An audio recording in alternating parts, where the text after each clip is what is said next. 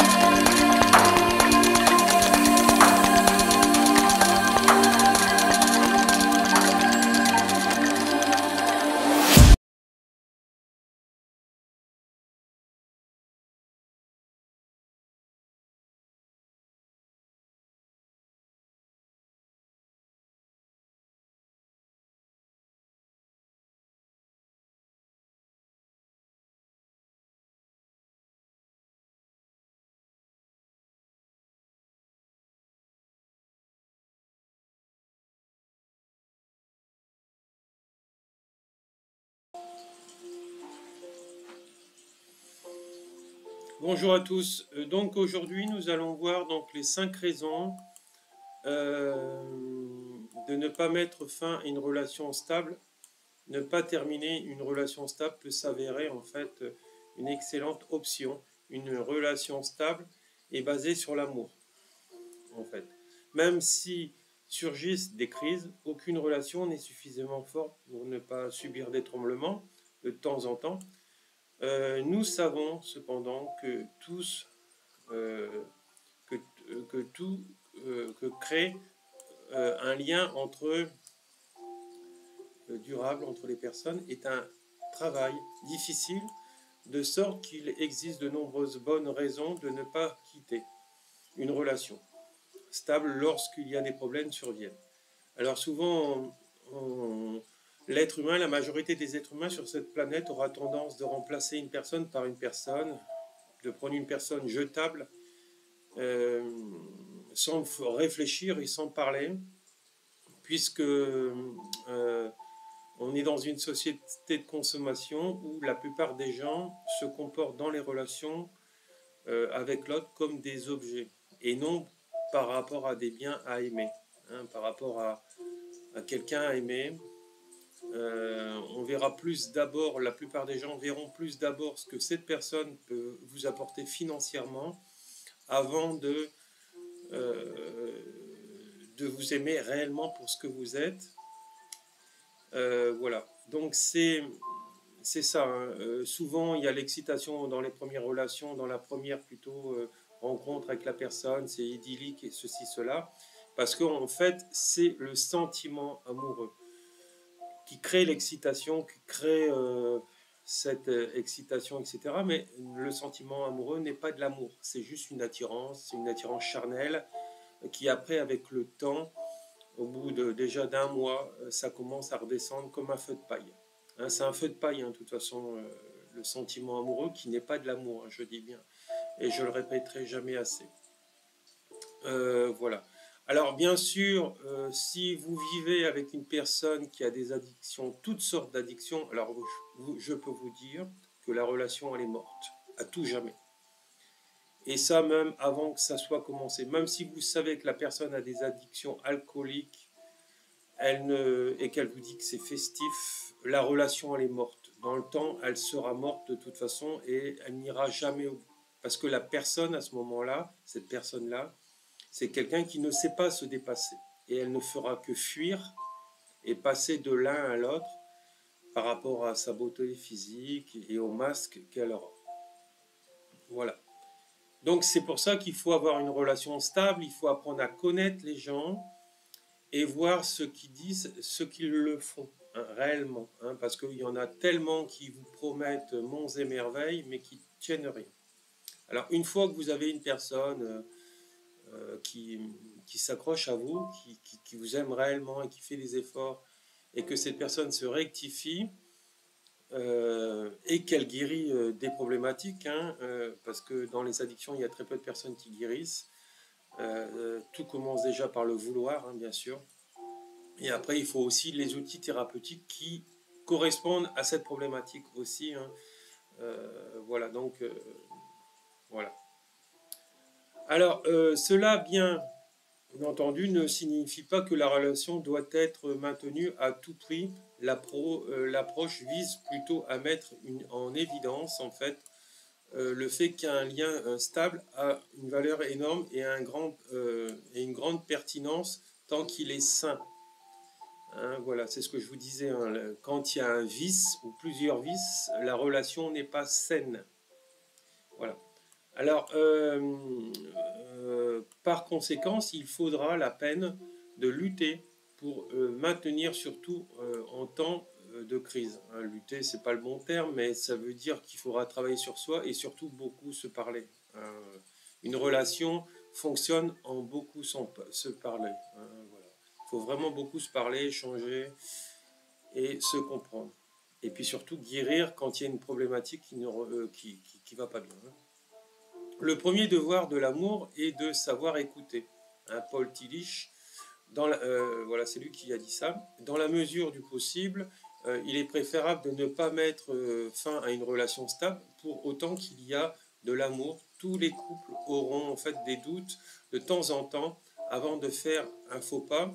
Il convient donc de souligner les bienfaits que nous n'obtenons qu'avec un lien d'amour durable. Voici en fait 5 raisons de ne pas mettre fin à une relation stable. Donc la santé mentale, l'une des raisons de ne pas terminer une relation stable. À ce stade, il existe suffisamment de preuves scientifiques pour dire qu'avoir un conjoint stable est plus sain pour le corps et l'esprit. Des études soulignent que vivre avec un conjoint évite des problèmes tels que la dépression ou l'anxiété. Ceux qui possèdent un lien d'amour fort sont moins sujets à la maladie. Plusieurs études menées dans les différentes parties du monde montrent que ceux qui vivent en couple ont tendance à vivre plus longtemps. Ils ont également un système immunitaire plus fort et tombent moins malades. 2. Le coût émotionnel de la séparation est élevé. Une autre raison de ne pas mettre fin à une relation stable est le coût émotionnel, social, physique élevé de la séparation. Même si les couples ont des problèmes, la rupture entraîne un raz-de-marée d'émotions difficiles à gérer. Et s'il y a des enfants, cette houle est atteinte généralement. Des études indiquent que les femmes qui divorcent ont tendance à développer un plus grand nombre de maladies physiques. Les hommes, pour leur part, ont tendance à déprimer. Dans les deux cas, le soi-disant stress toxique apparaît assez fréquent. Le deuil de la perte génère une perte importante d'énergie émotionnelle. Voilà. Hein, donc voilà. Donc il faudra après rentrer dans un processus de deuil et parfois il faudra se faire accompagner par une personne qui est compétente. Voilà. Bon, attention qui se dit maintenant thérapeute parce que maintenant dans notre monde d'égrégore tout le monde se dit thérapeute. Hein, donc choisissez les personnes de bouche à oreille et ce qui vous fait résonner le plus, choisissez ces personnes qui vous accompagnent. Alors toutes les relations connaissent en fait des crises. Pour la plupart des couples, il est très difficile d'évaluer objectivement la gravité d'une crise. De nombreux sentiments se trouvent impliqués ainsi que les fantasmes imaginaires et brisés. Alors souvent c'est lié à des peurs. Hein. On a peur que monsieur ou madame trompe monsieur à cause de ceci ou de cela ou de ce qu'il a pu dire ou ce qu'on aurait pu comprendre. Voilà, donc c'est pour ça qu'il va falloir parler et puis il faut surtout être honnête. Hein. Dans une relation, pour qu'elle marche, il faut être honnête dans le temps. Hein. Il faut une personne constante. Une personne constante qui ne fuit pas, c'est une personne adulte. Actuellement, il y a beaucoup de gens qui sont adultes par rapport à leur âge, mais ils ne sont pas adultes par rapport à leur émotionnel. Donc ils ne sont pas prêts pour être en couple. Hein, voilà. Hein. Alors, donc à cause de leur imaginaire est brisé. Donc, ce qui est certain, c'est que peu importe l'amour qu'ils professent, tous les couples connaissent parfois des différences. L'amour n'est pas un sentiment linéaire, il s'identifie et s'affaiblit en fonction de nombreux facteurs en lien avec la circonstance individuelle externe. même lorsqu'il existe davantage d'amour, il y a aussi davantage de sensibilité au comportement de l'autre, et par conséquent plus d'intolérance, de sorte que chaque crise doit s'évaluer en détail et calmement. Voilà, la fin de l'engouement n'est pas la fin de l'amour. Hein. Nous voyons souvent aujourd'hui qu'un grand nombre en fait de couples durent aussi longtemps que dure l'engouement. L'idéalisation excessive de l'amour amène à demander à la relation des satisfactions ou du bonheur qui n'arrivent qu'à des moments très spécifiques, essentiellement pendant l'engouement. Hein, c'est une idéalisation de l'autre par rapport à un fantasme ou par rapport à des choses que soi-même on n'a pas réalisées. Voilà. Alors, cela a été dit à de nombreuses reprises, mais la vérité est qu'il est devenu très courant de trouver des couples qui oscillent entre l'engouement idéaliste et le cynisme absolu. Soit il y a de l'amour romantique, soit il y a du sexe basique. Aucun des deux extrêmes n'est raisonnable. La disparition des illusions romantiques n'est pas une raison de mettre fin à la relation. Voilà. 5. Donc maintenir l'engagement que suppose une relation stable et sain. Beaucoup de personnes perçoivent le mot engagement comme un problème. Peut-être en font-ils un synonyme absolu du mot obligation, alors qu'il n'en est rien. Étymologiquement, cela équivaut à un accord pour se conforter à la décision d'un arbitre. Les engagements impliquent des devoirs, mais ceux-ci sont assumés volontairement et ils s'assument sur la base de quelque chose qui est au-dessus des parties. Le pacte, cela peut être appelé mariage, union de fait, relation ouverte ou autre. Les deux personnes décident.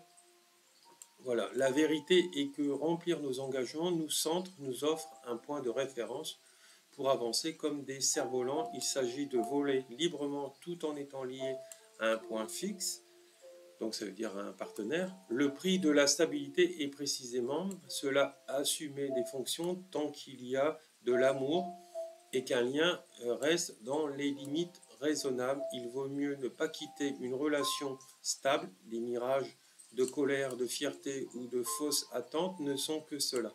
Hein, c'est de l'ego, c'est ce qu'on appelle l'ego. Donc des mirages, ce qui est réel, ce sont des amours imparfaits mais durables que nous parvenons parfois à construire, pour lesquels nous devrions nous sentir chanceux. Voilà. Donc, ce qui compte, c'est la constance dans une relation, le travail sur soi, parler avec l'autre et avoir les mêmes objectifs de vie et surtout reconnaître nos problématiques, hein, notre méthode de fonctionner, nos attentes. Hein, voilà, puisque de l'autre, on va vouloir une certaine stabilité. Voilà, donc créer ce lien d'amour, mais surtout avec aucun masque. De toute façon, s'il y a des masques qui ne sont pas révélés, qui sont faussement cachés par rapport à des attentes où on n'est pas honnête, voilà, de toute façon, la relation n'ira pas dans le temps, ne pourra pas fonctionner. Hein. De toute façon, quand il y a une mauvaise intention dans une relation, voilà, amoureuse, de vie commune, etc., et que il y a une forme de manipulation inconsciente qui n'est pas révélée à l'autre. L'autre, dans l'amour, il est capable de tout accepter. Il est capable de faire grandir sa partenaire ou son partenaire. Mais bien sûr, ça partira de la reconnaissance de nos problématiques et de l'autre qui nous aidera à les guérir. Voilà, donc on a besoin d'avoir confiance, on a besoin de s'abandonner à l'autre et non de rester sur le qui-vive. Voilà, puisque quelqu'un avec qui on vit nous apporte une forme de sécurité. Voilà, bien sûr, comme je disais précédemment, il faut sortir de tous ces masques et il faut guérir ces masques. Et de toute façon, quand il y a une addiction, quelle que soit l'addiction ou même plusieurs addictions, la relation avec cette personne ne pourra jamais marcher tant que cette personne ne sera pas guérie et elle sera pas prête à vouloir guérir. Voilà, donc faites des efforts. De toute façon, pour moi, dans ma conception de l'amour, quand il y a de l'amour au début, il y a de l'amour toujours, à condition qu'il y a deux personnes adultes qui veulent grandir ensemble et arroser leur jardin ensemble au même endroit. Voilà. Seulement à ce moment-là, l'amour peut durer jusqu'à la fin de cette vie terrestre et continuer après sur d'autres plans célestes. Voilà. De toute façon, on ne rencontre jamais les gens par hasard. Et quand une relation est très très forte, c'est parce qu'il y a une reconnexion d'âme avec ces personnes-là et qu'on a été des flammes jumelles souvent. Et on est là justement pour guérir cette problématique qu'il y a dans les personnes.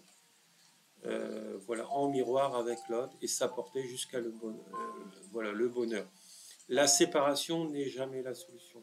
La séparation n'est qu'une fuite et ça sera reporté après avec d'autres personnages qui seront sur notre chemin, sur notre route. Voilà. Et de toute façon, il y a de grandes chances qu'on récupère ces personnes-là après dans nos incarnations suivantes, etc. N'oubliez pas que si vous avez fait souffrir ces personnes-là ou que vous les avez volées, de toute façon, il y aura des liens de conséquences où vous serez volé par d'autres personnes. Voilà. Hein. Comme on dit, chaque chose, quand on agit mal, on reçoit la contrepartie inconsciente, soit directement, tout de suite, ou soit dans le temps ou dans la vie suivante. Mais le problème, c'est que si vous ne réglez pas cette problématique-là maintenant, vous ne vous souviendrez plus dans la vie suivante et vous aurez l'impression d'être une victime en disant oh, bah, j'ai pas de chance, j'ai pas de ceci, cela. Oui, mais devine ce que tu as fait dans ta vie précédente ou dans tes vies précédentes. Donc on reçoit en fait ce que l'on sème, hein, toujours. Hein. Voilà. Bah, je vous remercie, cette vidéo est maintenant terminée. Vous pourrez me joindre, vous aurez tous les éléments pour pouvoir me joindre sous cette vidéo YouTube. Et n'hésitez pas à partager mes vidéos et à liker. Ceci va créer donc dans les algorithmes YouTube va remettre donc la vidéo en premier plan et permettra aussi d'aider les gens qui ont des problématiques identiques à vous ou vous connaissez des personnes qui ont des problématiques qui sont dans votre sphère autour de vous. Voilà, je vous remercie à tous, beaucoup d'amour et à plus tard. Au revoir.